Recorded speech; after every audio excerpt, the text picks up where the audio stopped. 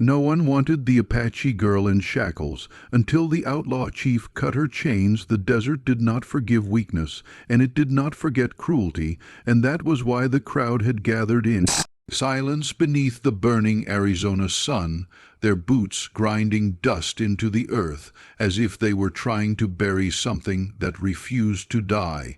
And at the center of that circle stood the girl they had already decided was worthless, her wrists raw inside iron shackles that bit into her skin every time she moved, her dark hair tangled by wind and captivity, her chin lifted not in pride but in stubborn refusal to bow to the men who stared at her as if she were livestock at auction, and they called her many things, wild thing, trouble blood, cursed child of the mountains, but they would not call her by her name, because to speak her name was to admit she was human, and humanity was something they were determined to strip from her as thoroughly as they had stripped her tribe of land, water, and dignity. And though she stood barefoot on scorching dirt, her ankles chained, her throat dry, there was a fire in her eyes that unsettled even the harshest among them, because fire meant spirit, and spirit meant resistance, and resistance was dangerous.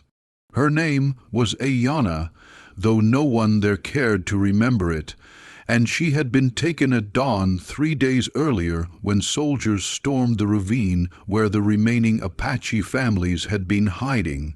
And she had fought, oh, she had fought like a storm breaking against stone, biting, clawing, striking with a broken branch until a rifle butt had caught her across the temple and sent her into darkness. And when she awoke she was bound, wrists chained, thrown onto a wagon like cargo, and she listened as men discussed her fate, not as if she were a living being, but as if she were an inconvenience, a problem to be transferred, traded, or discarded.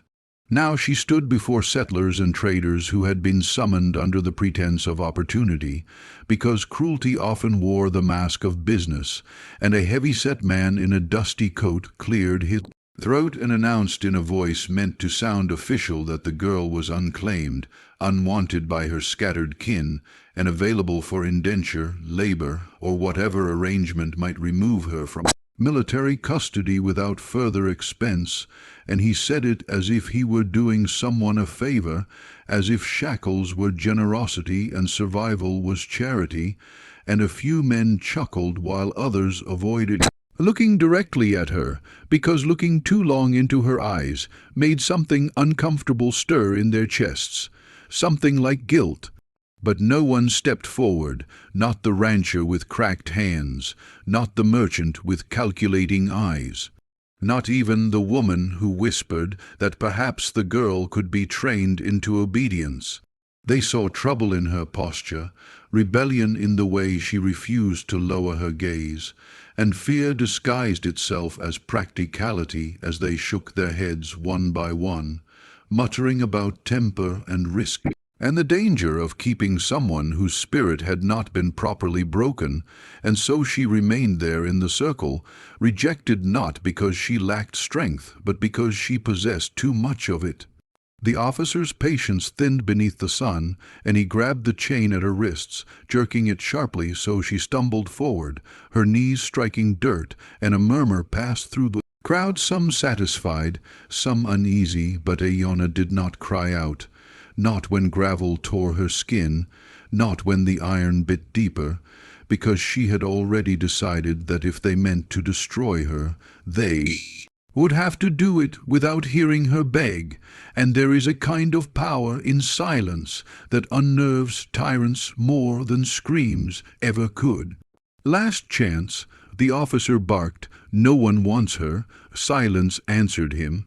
And then came the sound that did not belong to the scene, the slow, deliberate rhythm of hooves against hard earth, approaching not in haste but in certainty, and the crowd parted instinctively before they even saw him, because men who live by fear can recognize something greater than their own, and through the parted ring rode a figure clothed not in uniform nor in settler's dust but in the weathered leathers of someone who belonged neither to law nor to submission, his presence carrying the quiet authority of mountains that had watched generations rise and fall, and whispers began. Before his boots even touched the ground, the outlaw chief. They had other names for him too: Ghost of the Canyon, Rebel Wolf, Traitor to Treaties, but none dared speak them loudly, because the man who now dismounted with measured calm had made a habit of rewriting outcomes that powerful men thought were already decided, and he walked forward without asking permission, his gaze sweeping once across the circle before settling on the girl in chains, and in that moment something shifted, subtle yet undeniable, as if the desert itself leaned closer to watch. He did not look at her the way the others had. He did not assess her like merchandise or threat. He saw her.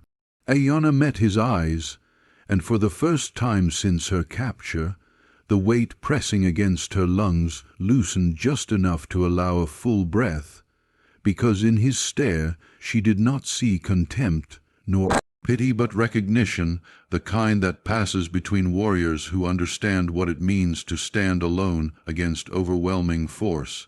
And though she did not know his name, she knew instinctively that he was not here to claim her as property.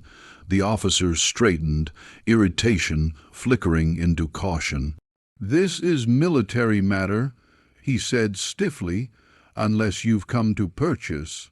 The outlaw chief tilted his head slightly, as if considering the absurdity of the word, and then he stepped closer, boots stirring dust around Ayanna's knees, and he reached not for a coin purse, not for paperwork, but for the chain itself, his fingers brushing the iron with deliberate calm, and the officer bristled. "Careful," he warned. "Careful," the chief repeated softly, and there was something in his tone that made even the wind pause. "You parade a child in irons beneath open sky and speak to me of care." A few in the crowd shifted uncomfortably. "She's trouble," the officer snapped. "No one wants her. Take her if you're so inclined. Saves us the burden." The chief's eyes flickered once more to Ayanna's bruised wrists, to the dried blood at her temple, to the fierce, unbroken fire she still carried despite everything designed to extinguish it, and then, without flourish or announcement, he drew the blade at his side, not in threat, but in purpose. And before anyone could fully process his intent, the metal edge came down hard against the chain. Sparks flashing as iron split under force and precision, the shackle snapping open with a crack that echoed across the desert like a gunshot of defiance. Gasps rippled outward. Ayanna's wrists fell free. For a heartbeat no one moved. The officer's hand hovered near his pistol, uncertain whether outrage outweighed caution, and the chief met his gaze evenly, blade still in hand but angled downward, a silent declaration that he sought no blood today yet feared none either, and something in that stillness, something ancient and unyielding, made the officer reconsider the cost of escalating the moment, because this was not man who would retreat once challenged, and the crowd, sensing the fragile balance, held its collective breath. "She's under my protection now," the chief said, voice steady as canyon stone. No proclamation, no dramatic speech, just a statement of fact. The officer weighed pride against consequence, and pride lost, because there are battles that can be won with bullets and others that cannot. And after a long, brittle silence, he stepped back, muttering about paperwork and liability, signaling to his men with a reluctant gesture that this confrontation would not continue, and one by one the tension eased, replaced by murmurs that carried equal parts resentment and reluctant admiration. Ayanna remained kneeling, wrists free but trembling from sudden release, and the chief crouched before her, not towering, not commanding, but meeting her at eye level, and he extended his hand not to seized but to offer, and though trust was a luxury she could scarcely afford, she saw no deceit there, only an invitation to stand on her own feet rather than be dragged to them, and slowly, with dignity intact, she placed her hand in his. He pulled her upright. The desert wind rose as if applauding. And as they walked away from the circle that had so easily dismissed her existence, leaving behind the stunned faces of those who had chosen indifference over courage, Aeona understood something she had not dared hope for since dawn 3 days earlier, that being unwanted by the cruel did not mean she was worthless, that rejection by the fearful did not define her fate, and that sometimes all it takes to shatter a cage is one person willing to stand between oppression and its intended victim. Behind them, whispers would grow into stories, and stories into warnings, because the outlaw chief had not merely cut iron that day. He had cut the illusion that power belonged exclusively to those who wielded authority, and in doing so he had altered the trajectory of a girl the world had already discarded. Ahead lay uncertainty, pursuit, and conflict that would test them both. But as the sun dipped lower and their shadows stretched long across open land, Aeona did not look back at the place of chains.